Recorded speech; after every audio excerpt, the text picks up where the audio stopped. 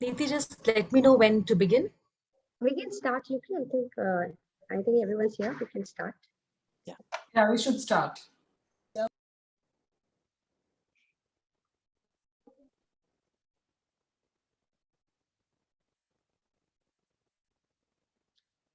Yuki, you may need to on your microphone. Yuki, you're on mute. Yeah, I was trying to unmute, but it was somehow not happening. Yeah, now it is, I think. All right. Hello, everyone. I can't say good morning. I can't say good evening. So let's begin this event with hello, everyone. And on behalf of Department of Development, Communication, Extension and Journalism of Institute of Home Economics, University of Delhi, I, Yuki Azad Tomar, welcome you all to webinar on communication for health and well-being. This department has a long association with Professor Singhal. We just looked at the photograph around maybe more than a decade old photograph.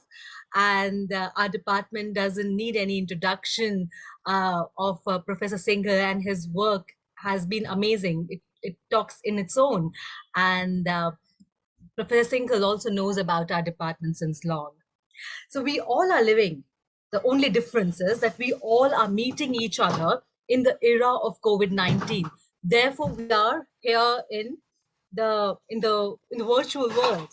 So we are living in the era of COVID-19, which has disrupted the functioning of the world and every aspect of life, from communication.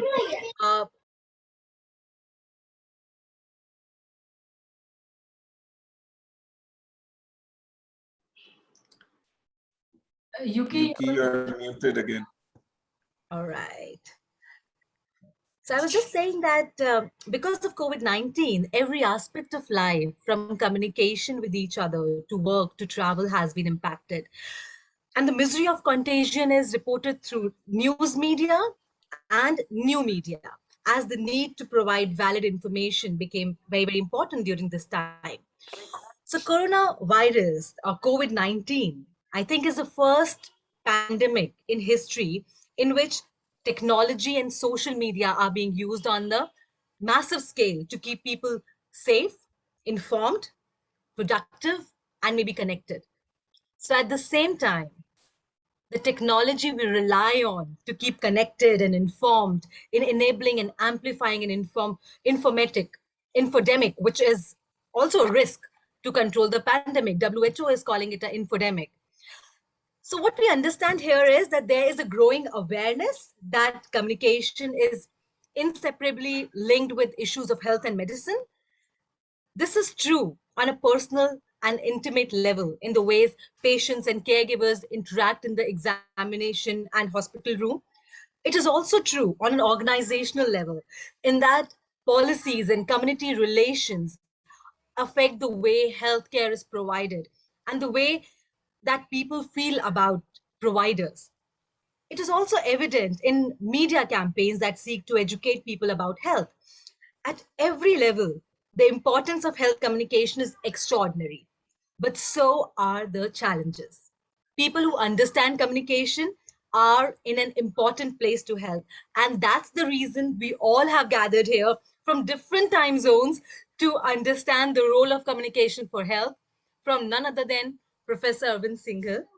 So may I now request our teacher in charge of the department, Ms. Neeti Ved, to come and formally introduce our esteemed speaker of the webinar. Thank you so much, Yuki. I think it's a pleasure to introduce Professor Arvind Singhal. But I would like to say this, that before I start off the introduction, I just want to say that whatever I say will not be able to do justice to the profile of Professor Arvind Singhal. I have had. Please shut your. Can I please request you to please close your camera? Okay, sorry. So it's just a glimpse of what Professor Arvind Singhal is, because I've worked with him, so I have personally known him. And whatever the introduction I'll give you, just a glimpse of what Professor Arvind Singhal ji is.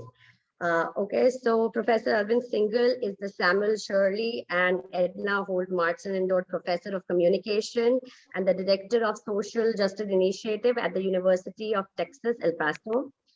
He's also appointed as William J. Clinton Distinguished Fellow at the Clinton School of Public Service since 2010. And since 2015, he's been appointed as the Distinguished Professor to Faculty of Business Administration, Inland University of Applied Sciences, Norway. Professor Arvind Singhal's academic research focuses on an array of area of topics, which we study, which we teach in our classes, like diffusion of innovation. Our students are studying that in the classes, the positive devious approach, organizing for social change, the entertainment education strategy that we keep talking about, and liberating international interactional structures. Of expertise is outreach, includes again a lot of issues that he's worked on, like education, public health, human rights, poverty alleviation, sustainable development, health communication, democracy and governance, to just name few of the issues that he has worked on. Another big achievement of Professor Singhal is that he's co-authored, authored, and edited more than 15 books. And he has just recently edited a book titled स्थिति पत्रक बना के तैयार हैं for Development. Please request to mute, please. Thank you so much. Thank you. And Professor Singhal has previously worked with or taught at universities like Ohio University, University of Southern California, University of California, Los Angeles, and he has held visiting professorships at a lot of renowned universities in different countries like Singapore, Canada, Japan. So we welcome you, sir, with such an experience and such a diverse CV and such a so much of experience. We really welcome you to IHE, and we are really looking forward to your talk, sir. Thank you so much.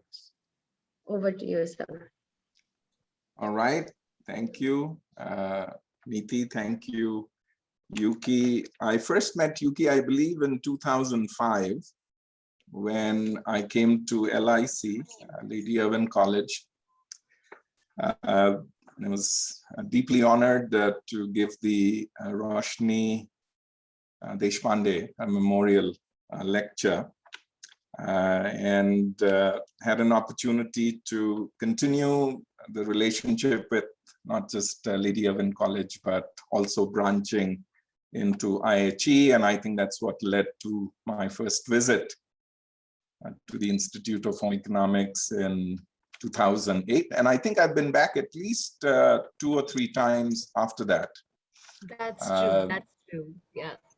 And Niti, I think I got to meet you the first time in 2012 or 13. I'd say 12, when Yuki and Niti and several students from IHE joined a little formative research project that we did in India.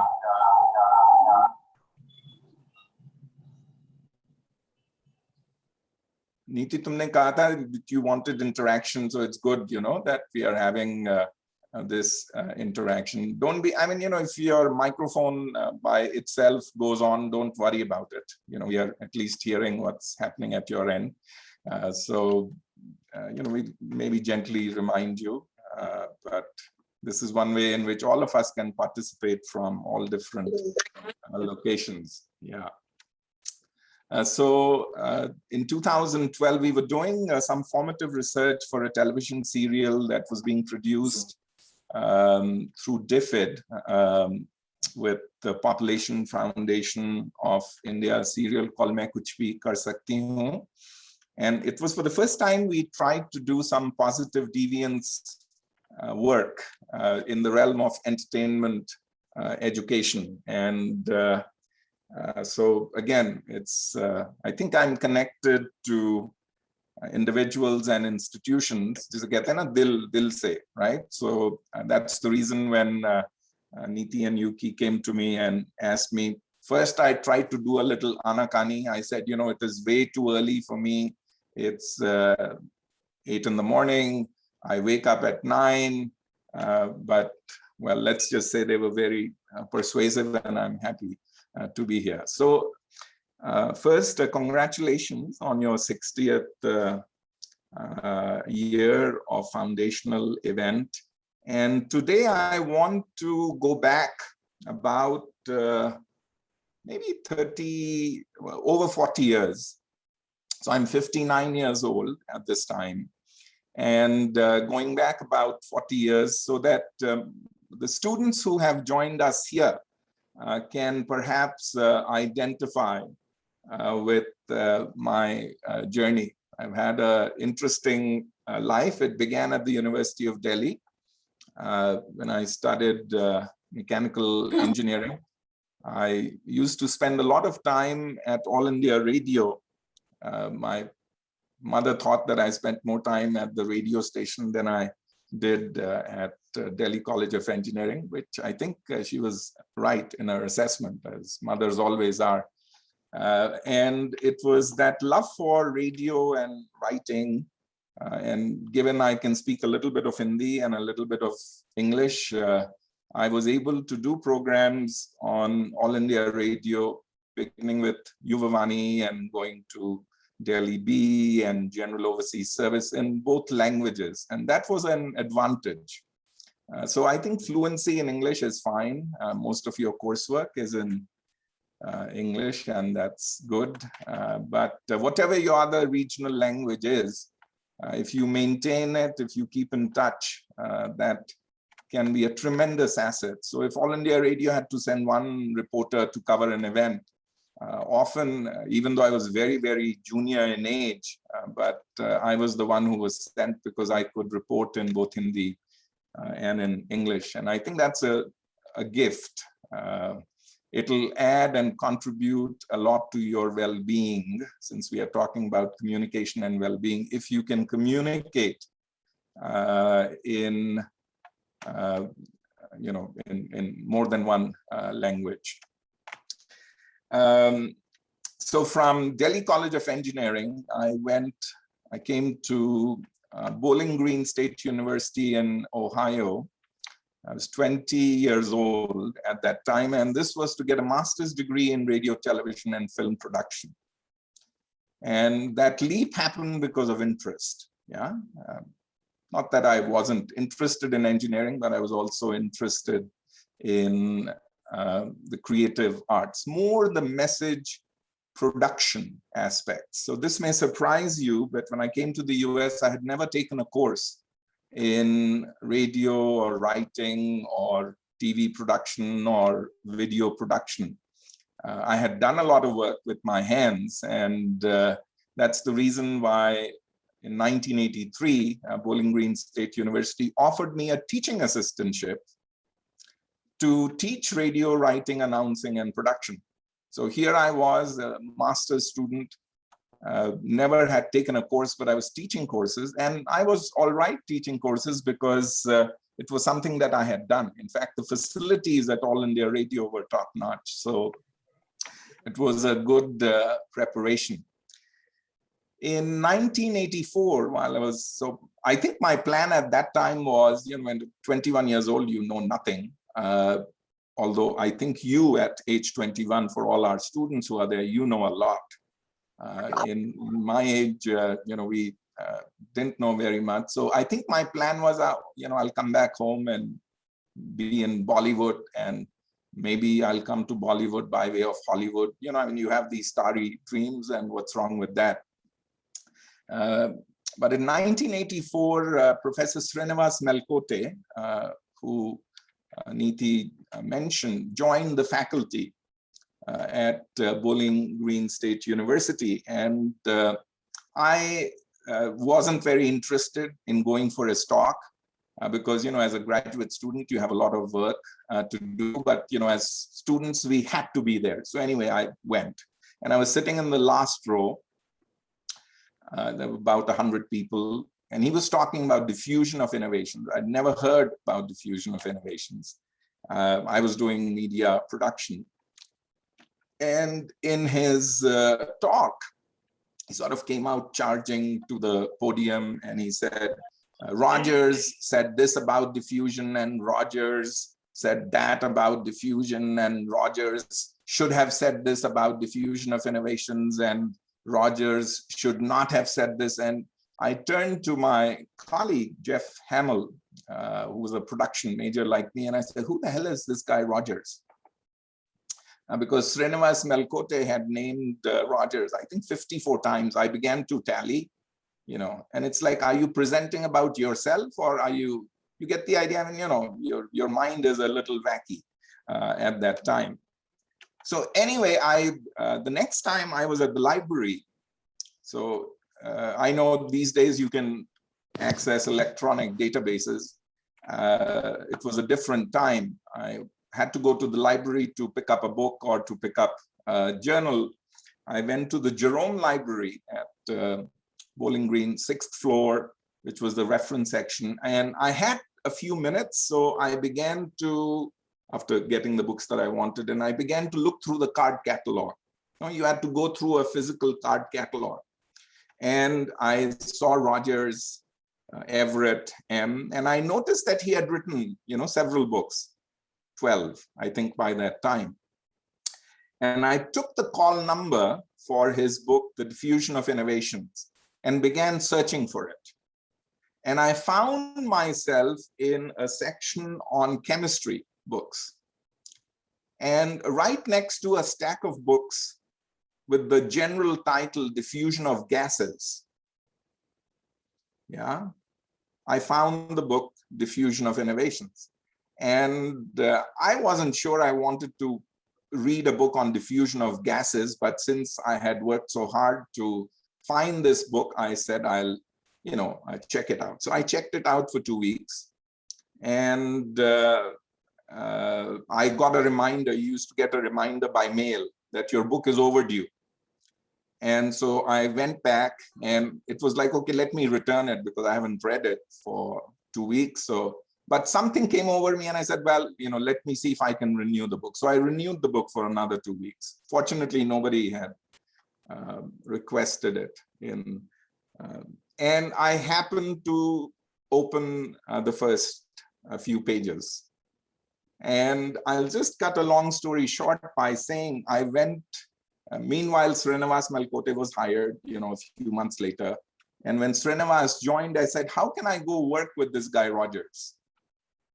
And he said, well, he's at Stanford University. He's the most distinguished professor. And he didn't dissuade me, but, he said that this is not going to be easy, but, you can certainly try. Well, I went to work and I made I'd say a compelling application, or maybe I fooled them, but Stanford University's Institute of Communication Research offered me a fellowship for 4 years to come study there from 1985 onwards. No? Well, I sent in my acceptance letter to Stanford University only to realize that Ev Rogers was moving that year from Stanford to the Annenberg School of Communication at the University of Southern California. So much about my dreams of going to Stanford and studying with the great master.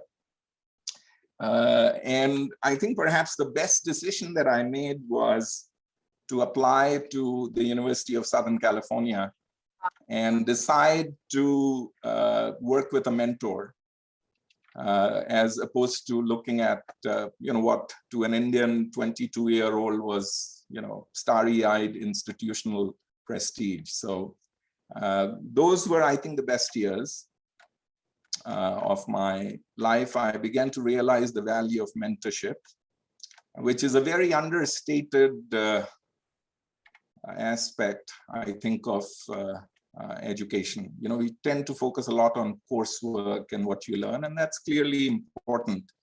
But to have somebody who pats you on the back, who challenges you, when you feel there's darkness, it sort of cracks open the window a little, provides you an opportunity. And he was a very curious and a very supportive mentor. And I know at IHE, there's this strong tradition of mentorship, that you work very closely with your professors.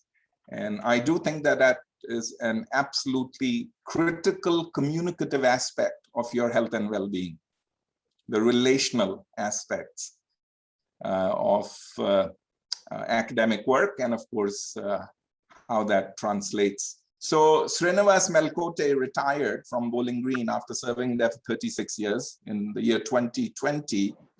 We had never written anything together, even though we had, we met several times. And then the year before he retired, he asked me if we could work on one project together. And, the result was this book, The Handbook of Development Communication. It just came out a few months ago. And I'm only bringing this out to say that don't ever underestimate the value of relationships and the value of collaborative relationships. You can co-create and co-venture into realm with people whom you trust and who trust you. So these are the sort of micro aspects of communication, relational, collaborative, cooperative, trusting. And these are all communication concepts which can really serve you well. If you look at your life as being a long arc, you can only do that in reverse, as I'm doing. You can only connect the dots in reverse. But if you can begin to look at your life as a long arc, and if you are one of the key people in charge of writing the story, paying attention to cooperation, collaboration, trust, mutuality will serve you and your well-being to a great extent. Okay, carrying on.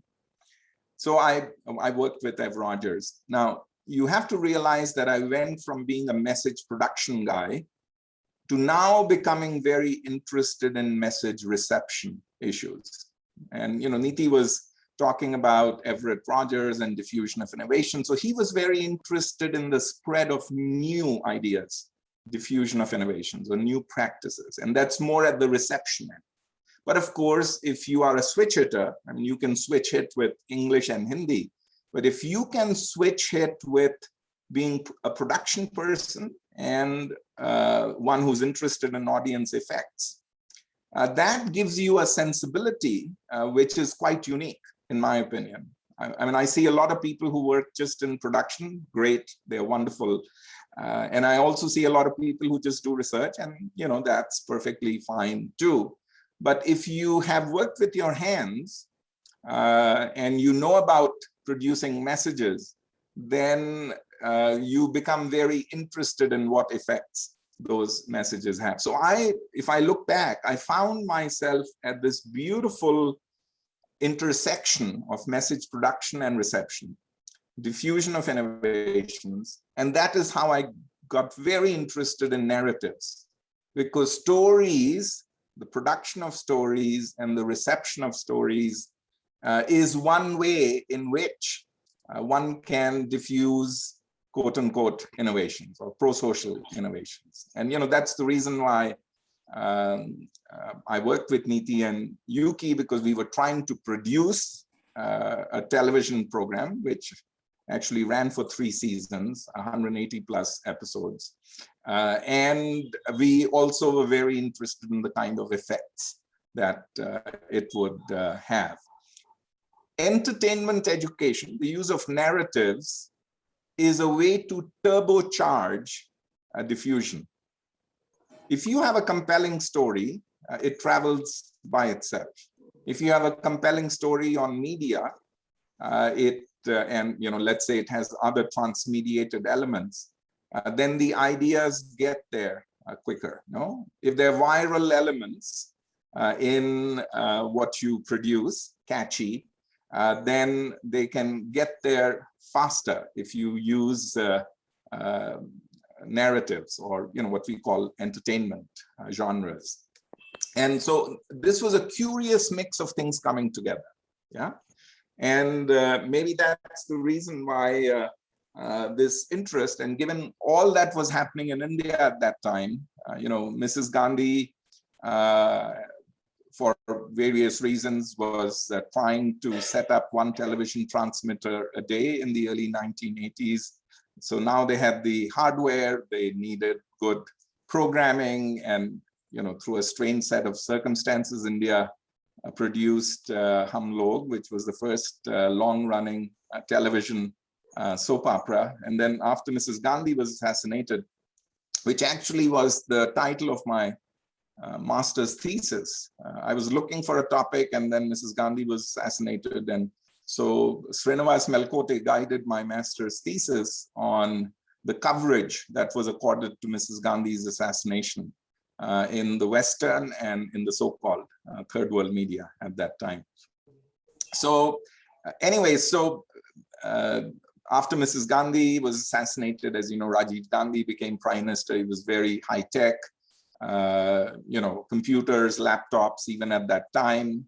And you can say, with Sam Pitroda, C-Dot, a whole host of things were happening, mobile telephony, your PCOs, a video revolution. And that sort of led Ev Rogers and I, some of you may have seen this, to author this book, India's Information Revolution. This came out in 1989. I was still a doctoral student. But again, it was, so I was again in the unenviable position of being interested in what was happening in India, having worked a little in the production aspects, and now, of course, getting a master's and a PhD, I thought I was fairly uniquely positioned to study what was happening in India. And of course, I was encouraged by a mentor who was curious and who said, yes, indeed, this is worth documenting. And so life begins to take its own turns when all these things come together. So the message to young students here is just, don't think that what you're doing is inconsequential. Whatever you do, you just do it well. And if you do whatever you do well enough, you will be noticed. And if you're curious and hungry and thirsty, you will go places, given the nature and quality of your work. Okay, hey Neeti, how much time do I have? Because I can just stay in the 80s and 90s. So the session is from 7:30 to 8:30, but okay. Yeah, we can manage 5 minutes more. That's fine. Yeah. No worries. No worries. There's no reason to extend this thing. So now, let me talk about a few personal elements which speak to the element of communication. And in 1991, now by this time I'm a professor at Ohio University, I was invited to serve on a technical advisory group in Washington. And this was for the AIDS CAP project, AIDS Control and Prevention Project, USAID project, $168 million to do work in 17 countries of sub-Saharan Africa. Why I was on this technical advisory group, I had no idea. There were about 20 distinguished professors of public health. Maybe they thought, we should put one token professor of communication. Anyway, I didn't question it. We used to get business class tickets to go to Washington, DC every quarter to review what was happening, stay in a nice hotel. You felt very good saying, oh, I'm on the technical advisory group of this and that. But what I soon began to realize is that there was a lot of conversation in these deliberations among experts on the biological virus, HIV, but very little conversation about what I began to call the relational virus, namely stigma and prejudice and discrimination. Now, you've got to understand that HIV was a very unique case because it dealt with sex, and sometimes with sex which is not in the normal way as people construe normal, because it deals with gay sex, it deals with IV drug use, it deals with certain behavioral patterns that are taboo, that you don't talk about. And so combine sex and death and lifestyles and IV drug use, and this is a very, very taboo topic. I would often say this is the mother of all challenges when it comes to communication, because you cannot talk about sex, you cannot talk about death, but here is something which is directly impacted by this. But at one level, I could see sitting in these board meetings that there was very little conversation about how to break tabooness. And so my voice, you can say, the contribution that I was making was of a different kind. Everybody contributes in different ways. And, while people were talking about the biological virus, I began to talk about the relational virus, that there's no way you could get testing if people felt that they were going to be discriminated for getting an HIV/AIDS test. If you went for an HIV/AIDS test, you wouldn't want to be seen, because then people will say, oh my God, ye kar kya raha hai, right? You get the idea. So it was a very complex communication problem, I thought. And it became sharper in my mind when I was interviewing Ashok Pillai. He was the founder of the Indian National Network of Positive People. And I was interviewing him in 2001 in Chennai. And Ashok said to me, he was HIV positive, he said to me, Arvind, I have made peace with the biological virus. It's been in my body for a long time. It's there, I've made peace with it. I have to live with it. But what has been most difficult is the relational virus of how people treat me. So I said, well, what do you mean, Ashok? And he said, people kill me by their looks. People kill me by their words. If they are not looking at me, they kill me by ignoring me. If they do not kill me by their words, they kill me by their silence. And this is a death that I face every single moment that I'm with others. And that was a telling time for me, because if you're looking at communication, you can talk about prevention messages, but how is prejudice enacted? It's very communicative, how you treat the other. Or how is discrimination enacted? Again, it is how you treat the other. So when Ashok came out with his positive status, you can imagine what happened. No? His car windshield was broken. Somebody slashed the tires. His landlord said, there's no way you're going to live in my apartment. You get the idea? So this is making peace with the biological virus, but dying a death every single moment in the way people treated you. And so a good deal of my work while I was working on entertainment, education, and so on, was to look at the communicative aspects of HIV prevention, care, support, treatment, dealing with stigma. And the realization that the relational virus is often more virulent than the biological virus. And you can look at cancer, you can look at mental health issues.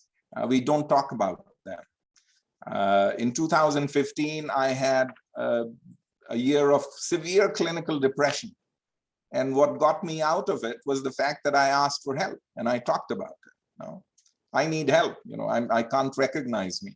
And my healing often was through the support network. Because when you ask for help, people step up. And then you don't need to hide. You can be who you are, broken and bent in a lot of places. So I think that realization, which started in a boardroom in Washington, D.C. for a very big issue, public health issue, and which continues to this day, about being open, because when you talk, you heal in some ways a little part of what is broken. And by asking for help, we are not very good at asking for help. We in fact think, you've got to buckle up and put your shoulder to the wheel, and that's okay. I mean, if you can do that, and that's fortitude. But your mental wellness and well-being often will be determined, in my opinion, as also the well-being of others, by how openly you can communicate and ask for help. I mean, when you have fever, you ask for help. When you have a broken bone, you ask for help. So if you have a broken mind or a broken heart, it's okay, I think, to ask for help. This was a very big realization for me, and it has permeated my work, so much so that some of you may have seen this. I again wrote a book titled Combating AIDS, Communication Strategies in Action. I mean, it was about 400 pages. And it was basically looking at the role of communication in HIV prevention, care, and support. So you can see I'm basically following my passion, right?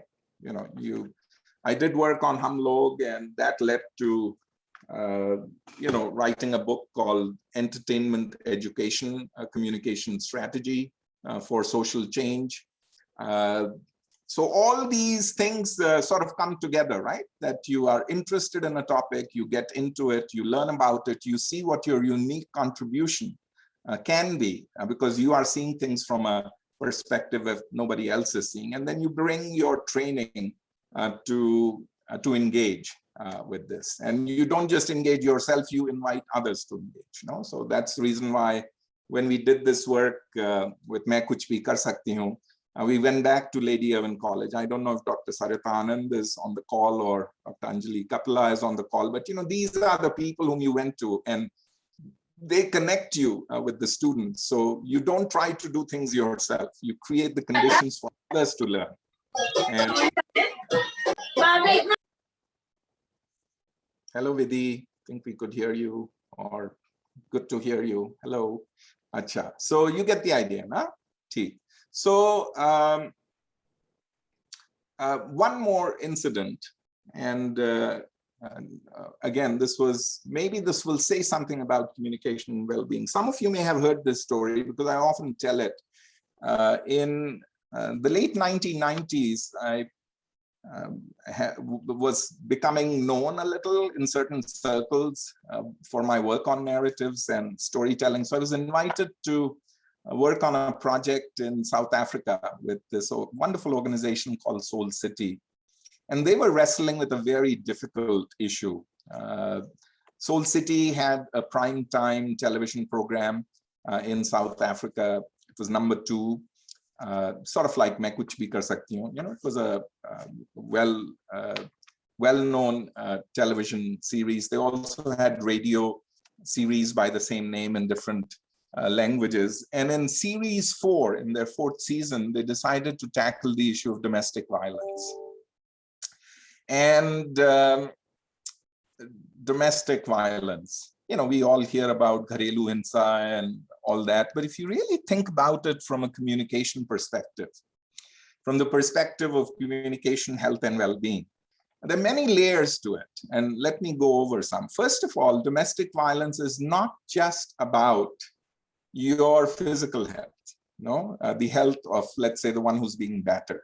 Of course, there are broken bones, and you have black eyes, and there are physical manifestations. And sometimes Gharelu Hinsa leads to, the ultimate fatality of somebody being killed. So there are the physical aspects of it. But again, what is most insidious about domestic violence is that it happens in a sphere, the home, which we typically look upon as being a source of safety and security. So think about this.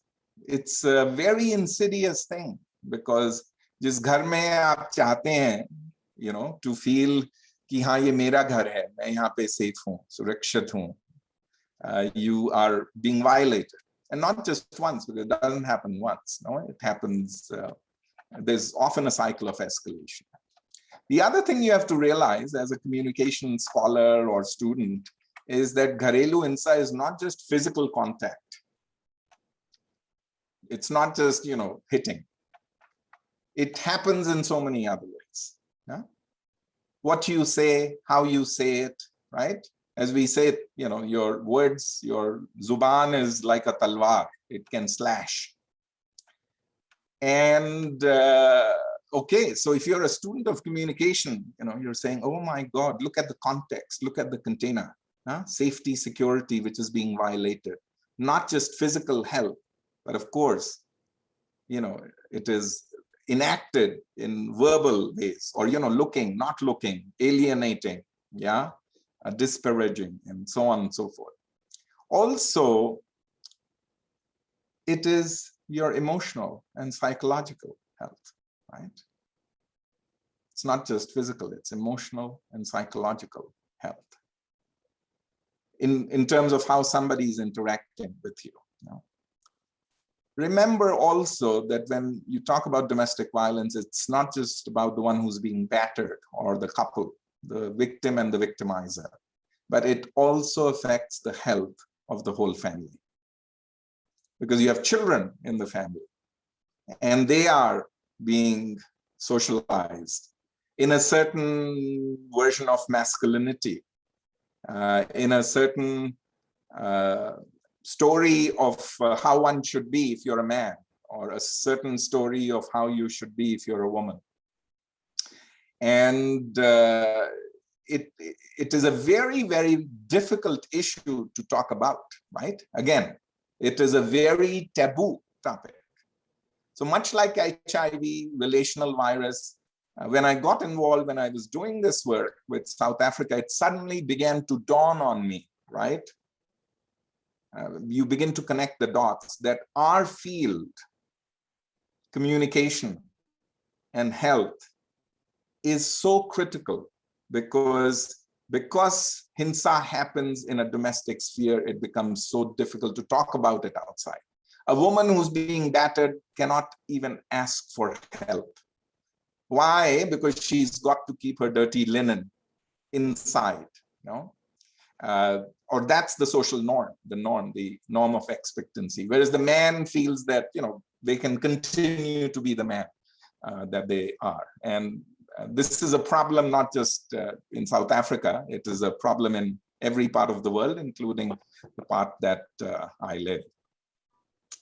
So it was really interesting to work on the South Africa project, because the question that we asked when we were doing formative research is, what are the current scripts? Oftentimes, current scripts equal social norms. Some of you study what are the social norms, what are the behavioral practices, what are the attitudes, what are the predispositions. So हम ये समझना चाहते थे, we wanted to learn in South Africa, what are the dominant scripts, social norms? And we boiled it down. Our colleagues, hello Suhani, we heard you. So we boiled it down to a few stories. The dominant story among the men, the abusers, was we are in control, especially in our private space. And that private space was, you come inside your home, you close the door, shut the curtains, and you feel now in the privacy of my own home, I can do anything. That was the dominant story that the men, the abusers, were telling themselves. The dominant script for the women who were being battered was in the sanctity and safety and security of my own house, I'm vulnerable, I'm helpless, I'm violated repeatedly. And guess what? I can't even ask for help. And if I do muster enough courage to ask for help, or share with a friend or share with my mother, basically sometimes they say just endure. He's a good man, he's a provider, he'll be okay, he's going through a bad time. The word is, eat dirt, keep eating dirt. That's the script, that's the norm. You've got to hold it together for everybody, no? And the third script that we found, and this is the value of research, right? You're doing research, but you're boiling it down to these dominant scripts, these dominant stories, these dominant strains of narrative. The dominant strain of narrative for Neighbors was what? That even though we know that domestic violence is going on, because it's loud, often, broken bones, you see telltale signs, you don't interfere. And you don't interfere because it is construed. The norm is it's private matter between husband and wife. So communicatively, everything is stuck. The man feels in control in the privacy of his home. The woman feels helpless. She wants help but can't ask for help. When she asks for help, she's set indoor. And the neighbors who want to help cannot help because they think that it's a private matter between husband and wife, because research was also showing us that if a neighbor rang the bell and said, hey, kya ho raha hai? You know, it's often the woman who from inside says, sab theek hai, right? Or if it's the man, he says, get out of here. Who are you, right? To interfere. You get the, it's stuck. The other thing you begin to realize about domestic violence communicatively is that it's not just partner violence. It is also, the violence that's inflicted on children. There's a lot of domestic violence which, goes down. There's a lot of domestic violence which goes up. How elders are treated. And I've been seeing some recent studies on, from India and from various other parts where we live in joint families, where there's a lot of violence that's inflicted among, with elders, and and so on. So it's a very complex issue. So what did our friends of Soul City do in South Africa? You understand this messaging and norms and storylines. Of course, your purpose, you're trying to diffuse an innovation. You're trying to bring in new practices. You're trying to address this issue.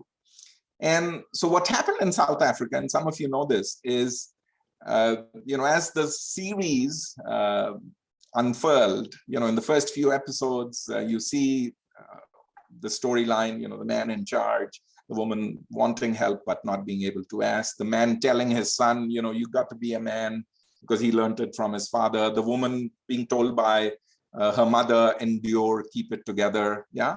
And the neighbors who know what's happening, they say, well, I wish I could help, but they are not in a position to help. So as this story moved, one day, the pen, this is the power of the pen, this is the power of message production, began to move in a different direction.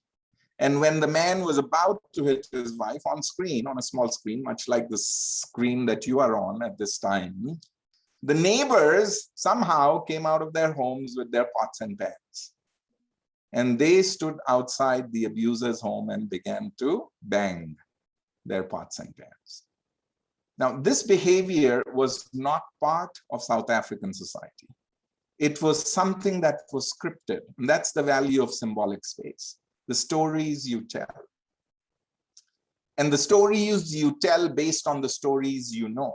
So we talked about these three dominant stories. So think about, as a communication student, what happens when neighbors begin to bang their pots and pans? Is the man still in private space? Or has the man's actions become a little more public? Yeah. Is the woman still feeling that she's helpless? Or now does she feel that there are so many people who are with her? And the neighbors, do they now feel that they can do nothing? Or do they feel that they can do something? And what was most unique, or you can say gratifying from this work, and we documented it very well in another book that came out on entertainment education, is that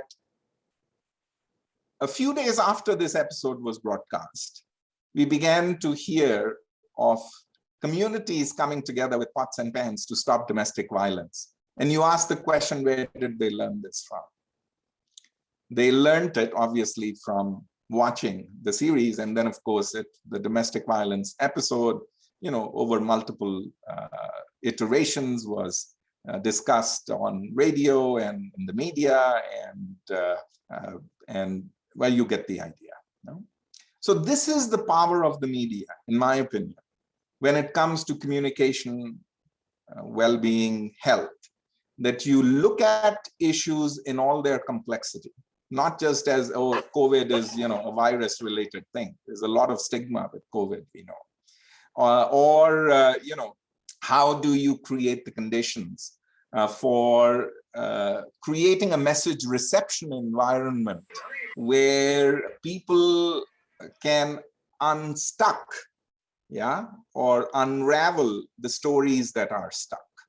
That's the power of media. So in closing, Niti, I know we are in closing, what I would say is be curious. You have a lot of strengths, you have a lot of assets. You are the captain of your ship, but you can't steer the boat alone. So it's good to be on a team. It's good to be curious. It's good to be a learner. It's always good to document. Sometimes we have this fear of, oh, gee, kaise main likhun is bare mein. But the key is you find your unique voice.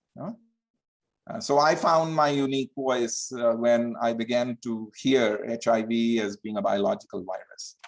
I found, you can say, my unique voice when I began to see domestic violence as a very complex communication issue.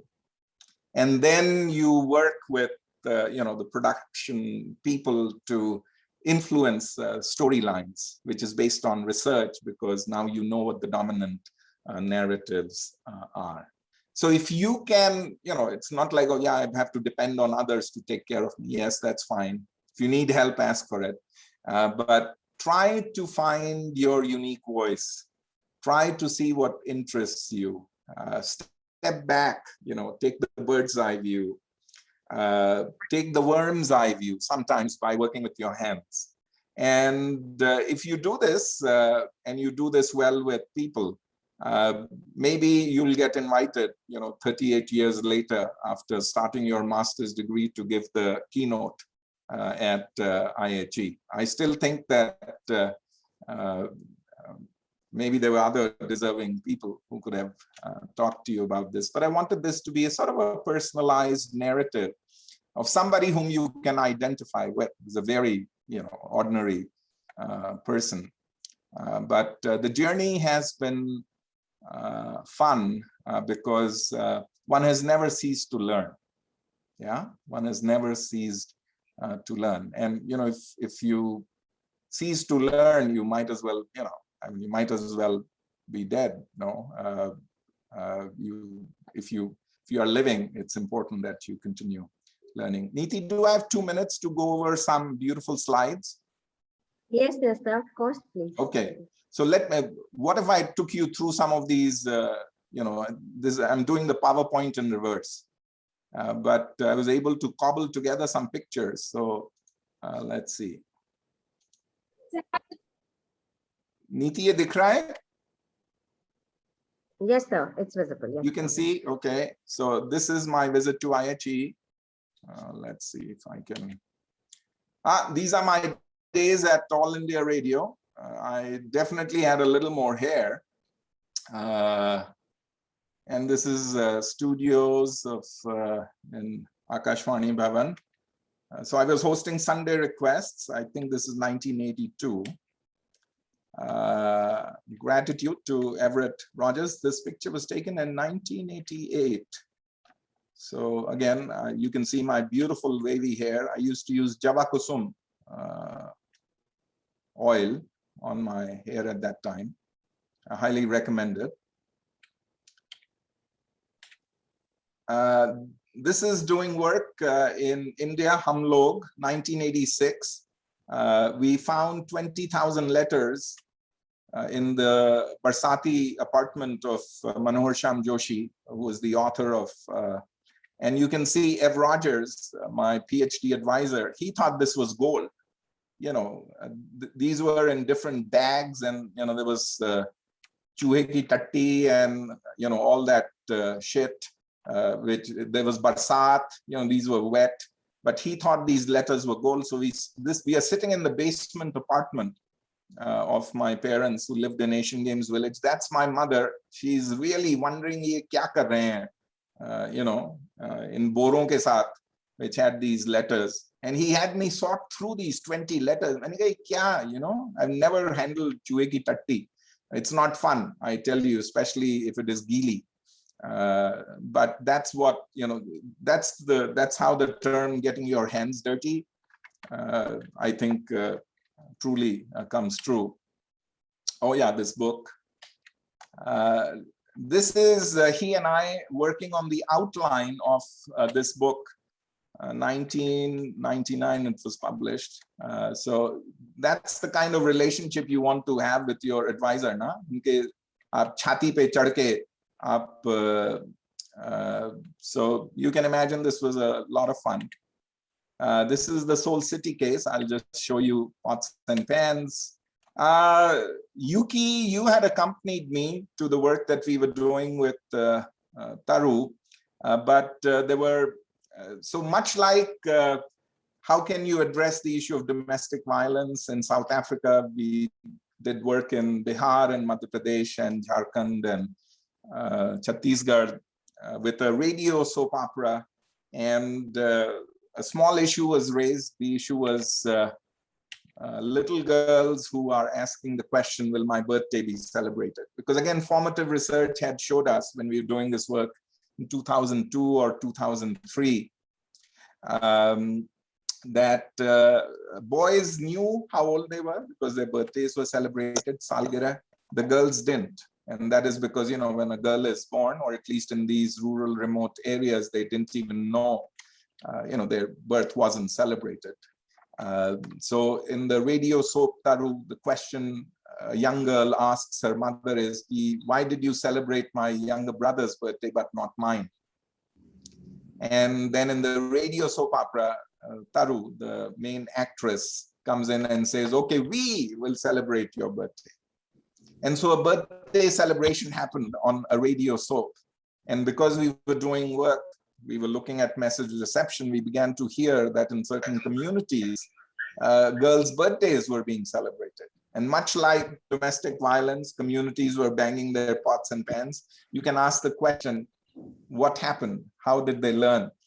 Or why did they think it was important to celebrate a girl's birthday? Because today, if her birthday is being celebrated, today if she's saying, why isn't my birthday being celebrated? Maybe tomorrow she'll say, why am I not riding the bicycle?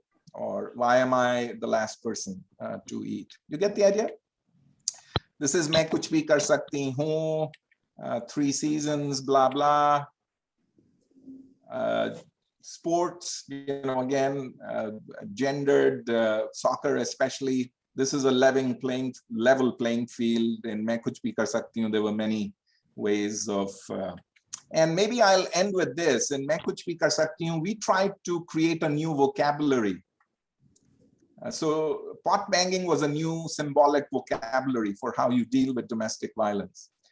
In season 3 of Main Kuch Bhi Kar Sakti Hoon, we took a whole series of reproductive health issues, and a basket of contraceptive choices became mast pitara. You all know what a mast pitara is. And the idea was, as opposed to nirod, which is stop, rodhak, the idea was, can you look at healthy passions? So the whole notion of mast pitara was to carve a new reality. So Panna, who's the Asha worker, talks about the mast topi. You can imagine what that is. She talks about the mast goli. Birju Pehalwan talks about mast bandi. And Yuki and Neeti, you may remember this mast bandi came out of our formative research in 2012-13. Not nas bandi, but mast bandi. And Panna and Samir begin to talk about lambi sagai and the value of a lambi sagai, which basically means delay marriage, and a lamba honeymoon, which basically means delay your first child. So you're taking, you're creating new realities and taking the viewer to a place that they have never been. And then, of course, you have hashtag Lambi Sagai, you have social media campaigns, and you create a lot of buzz.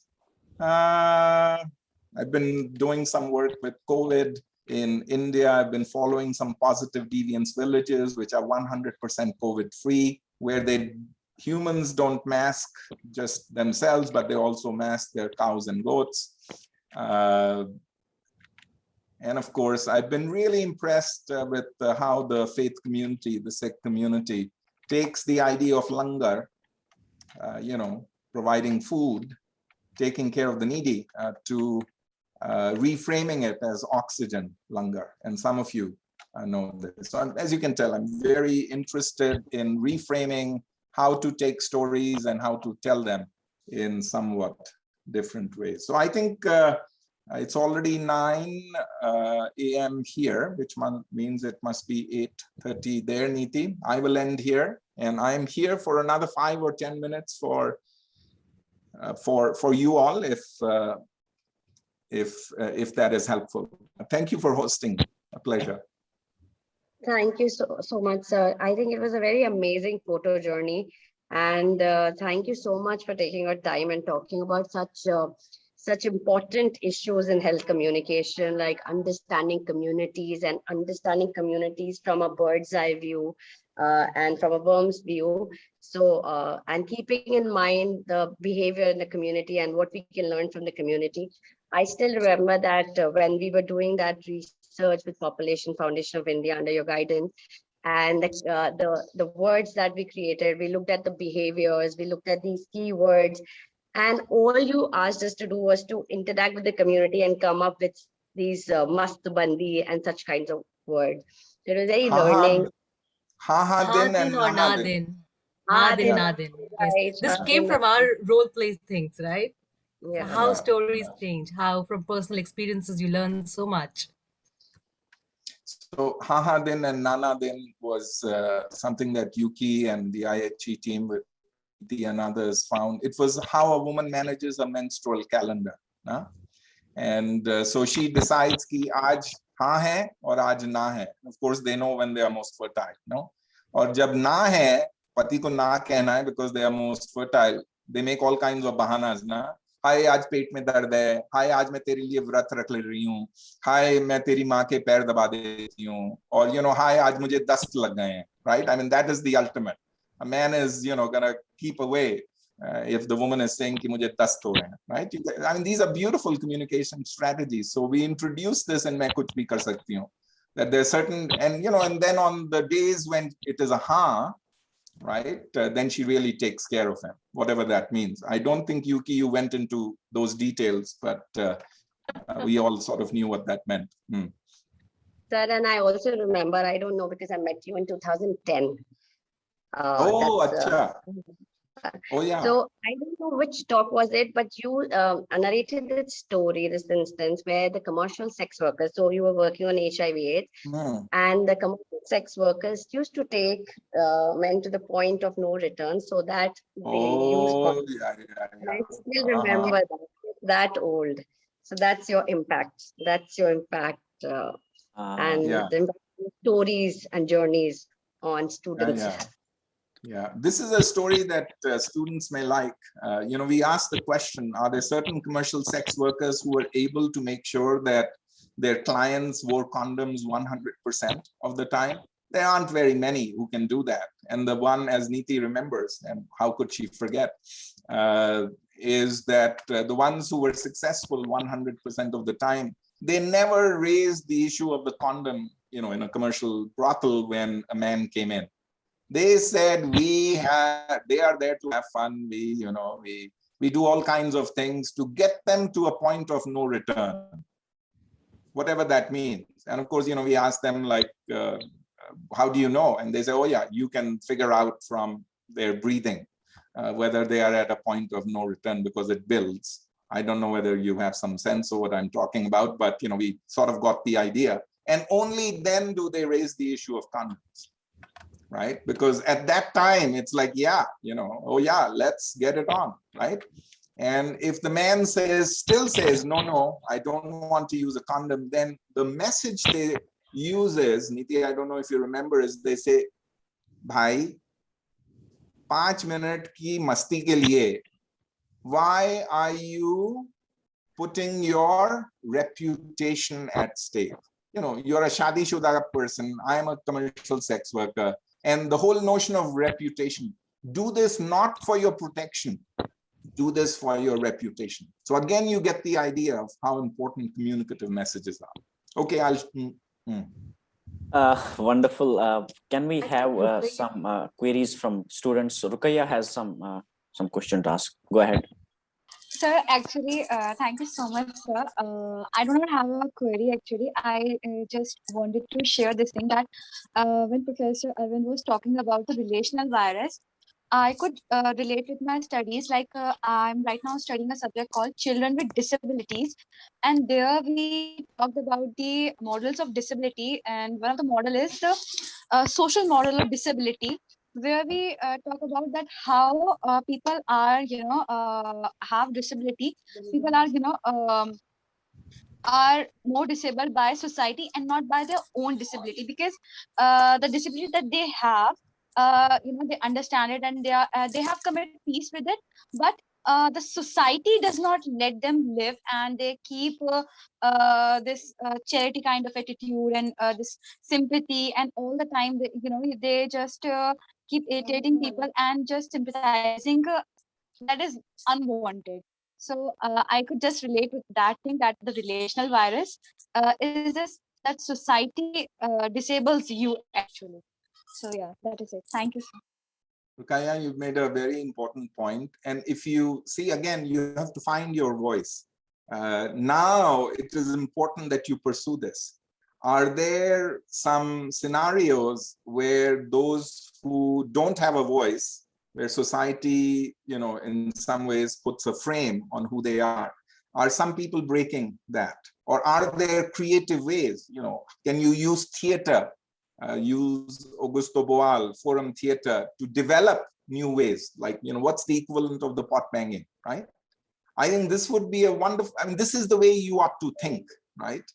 You find your unique voice, you try new things, and as opposed to saying this is a problem and fighting it, you create the conditions to address it. No? Yeah, and some of you are commenting on my hat. I'm in Texas, so jahan raho wahin ka, jahan desh kya, jiska jahan ka desh wahan ka base, something like that.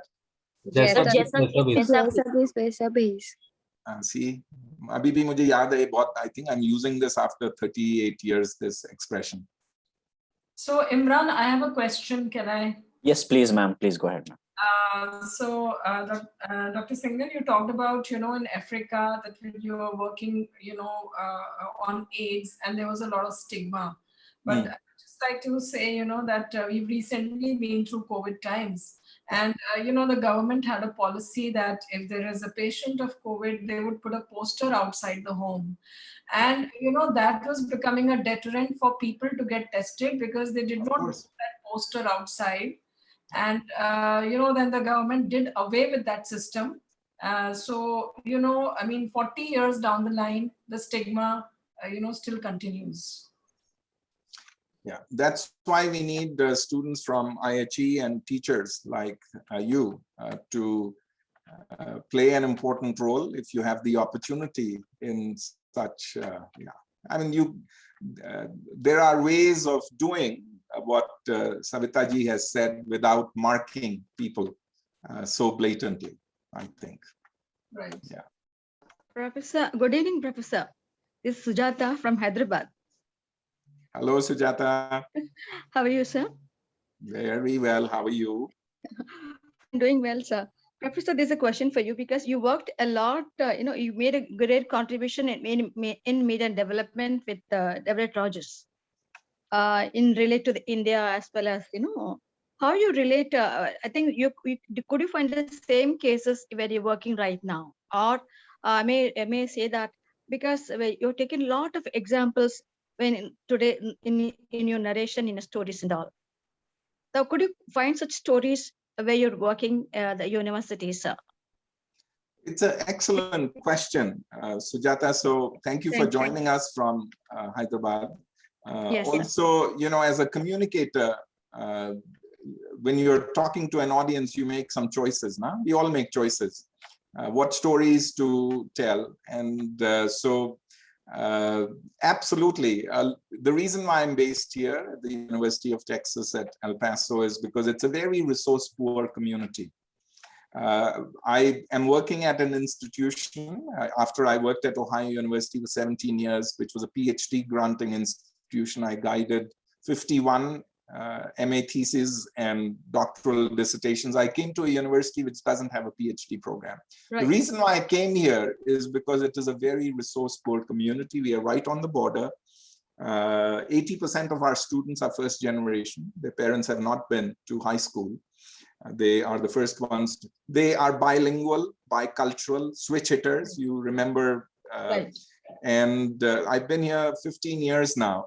There are such big problems here. Highest rates of teenage pregnancy, lowest rates of cervical cancer screenings and pap smears and mammograms, highest rates of school dropouts. So a lot of this work that I work with, you know, that I do with my students is addressing these issues. I can, of course, go on and on in depth, but I think you make a very important point. The important point is that it always helps to keep things close to your body. Right. Now, what does that mean? Now, you can take this whichever way you want. Right. Work in your zone of comfort. Right. And, you know, you can only do what you can do where you are. So, of course, once in a while, maybe once in 10 years, you're invited to give a keynote and, you know, join the IHE group. But most of my work is very, very local. But the key when you do local work is to look at regional, national, and global implications. And that's the value of theorizing, right? When you theorize, when you talk of positive deviance, you can work at it in the local context, but you can also apply it in a field-based context in India or in Africa. And that's the value we have, right, as academics.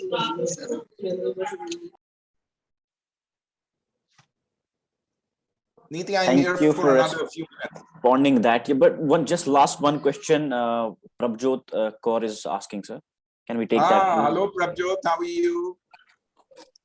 Good, sir. Very well, and I'm really glad that we are able to connect again after your last visit at IHE. And we would love from the core of our heart that you must, whenever visit India, must come, and let's have a wonderful interaction one-to-one with our students offline.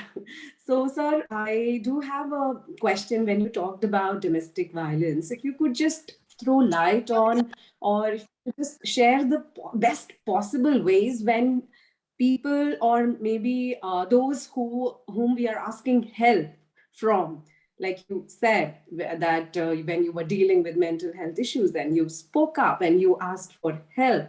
So when the situation comes when a person goes out and reaches out to people, then they might judge the other person. So how do we handle, and or maybe how do we not get affected and keep sharing with the other people whom we trust? And if you could just share how to deal with this in the real life. Yeah. Good question, Prabjot. So one of the things which is important to highlight, even in the Soul City domestic violence case, while pot banging was modeled, I have to say that there was also a new telephone number that they had floated on the serial, which didn't exist before, which was the domestic violence helpline. And now helplines, you're talking about a kind of help when you go to somebody who knows you. And because they know you, they may judge, right? Helplines, because they are anonymous, and much research has shown this, serve a very useful function. And the reason why they serve a very useful function is because the person who picks up the phone at the other end is trained not to judge. And they also have less ability to judge because they don't know you personally. Yeah.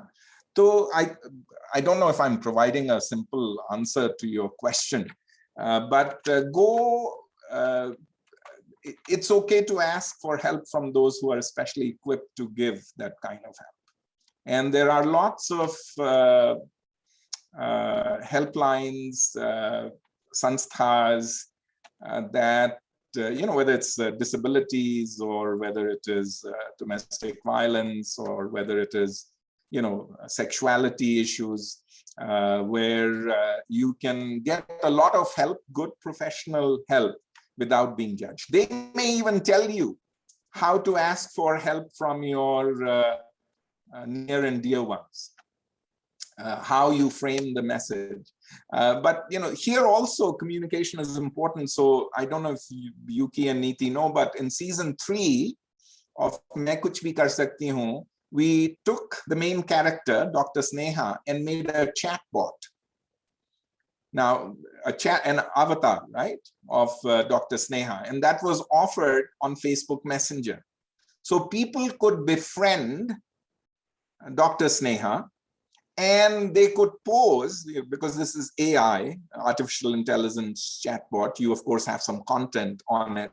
But as people ask questions, right, about masturbation, about, what happens if I am already pregnant, blah, blah. The chatbot, right, because it's anonymous, but it's with a character who is having a one-on-one message, it's a private conversation. So there are also now possibilities, especially if you create avatars that are popular, that have credibility, that are trusted, that you can work in a media technology environment where a lot of these questions can be answered. No? So for instance, there is content on this chatbot which deals with haha din and nana din, which deals with mastbandi, right? So, depending on what question you ask, you can see a little clip of Main Kuch Bhi Kar Sakti Hoon. And then you can press this widget, use this widget to get to a helpline. And so I'm answering your question in a way so that you can also see the interconnections between technology and avatars and, the environment that we currently work in, transmedia, Facebook Messenger, and, all these platforms that you can bring together for this. I'd highly recommend that you visit the Sneha AI chatbot. You can find it on the Main Kuch Bhi Kar Sakti Hoon. Just do Facebook Messenger Sneha, SNEHAI, Sneha. Very resourceful indeed, sir. Thank you so much. Really, quite absolutely. Nishant, I don't know if we have that time to let you ask. No, let's ask. Nishant, okay. Do ask. But go ahead. Whenever there's a question, I'm here. Yeah, sure, sir. Thank you so much, sir. And very quickly, sir, I won't take much time. And sir, just we have seen from Bullock Cart to Cybermart, sir. So what's the next thing, maybe, particularly for third world countries, sir, for diffusion of innovations? That's the Bullock Carts to Cybermarts. Yeah. I've been, I'll use the word struggling.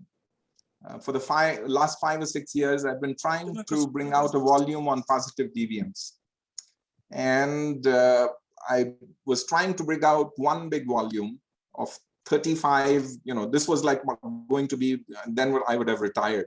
The reason I haven't retired is because I still, and then I broke it up into 3. So right now I'm working on bringing out 3 volumes, 3 chunkable volumes on positive deviance. 90% of the work is done. I have decided this time that the book is not going to be more than a certain price point. And so I'm trying to defy all the conventions of academic publishing, not going for reputation and publisher, and then the book is priced in a way that nobody can afford it. Trying to create a new model of publishing, a new model of well, you'll hear more about it. And actually, some of the people whom I'm working with come from the LIC, the mother tree. Some of you may know of Anu, Sachdev, and Pallavi Jain. Niti, you have worked with, and Yuki have worked with. So they have an organization in India called the Change Designers, and we are starting an initiative called the Change Designers Press, through which I want to bring out these volumes, not through Sage, not through Routledge, so that they are. So stay tuned, Nishant. You should hear from us shortly. Sure, sir. Thank you so much. Thank you so much, Professor Singhal. It was really wonderful and truly interactive, and a lot of takeaways, at least for me. I wrote a couple of pages of observations, which I need to look, later and do more of such readings. Could I request Mihika Shah to formally offer the word of thanks, because I think this will be the closing of the session. We have moved across and beyond. So Mihika, please go ahead with your word of thanks. Thank you, sir. Am I I audible? also request everyone to switch on the camera so that we can have a photograph as well while Mihika gives a vote of thanks. Sure. Am I audible? Yes, Mika, you are audible. Okay. Can hear you. So, hello, sir. This is Mika Shah, and on behalf of the Department of Development Communication and Extension and Journalism, I would like to thank you for joining us today. I can confidently say that all the students who attended this webinar really enjoyed listening to you. The session was really very insightful and full of knowledge, and genuinely it cleared many misconceptions that we had. To achieve the best results in building the culture of health, it is really important for us to communicate. Our goal should be to work together to create an excellent well-being experience by increasing awareness, piquing interest, and driving participation in health and well-being. We really enjoyed listening to your journey, a journey following interests and then actually making people follow you was really inspirational. We will always remember your message and will try to do our best in the respective fields we choose. You also shed light on your project that you followed about AIDS and HIV. The powerful words that you spoke about the relational virus and how it applies to many more notions. Somewhere we all felt that. The session made us realize that it is absolutely okay to ask help whenever we need some, and we too wish to contribute in these researches and other topics someday, so we are really waiting for that as well. And also, I would like to thank our teachers who organized this session just for us. They never fail to impress us and surprise us. So, thank you so much, our mentors. In the end, sir, we really appreciate you for making time in your busy schedule for us. It was really an honor to listen to you. And thank you so much once again, sir. Thank you.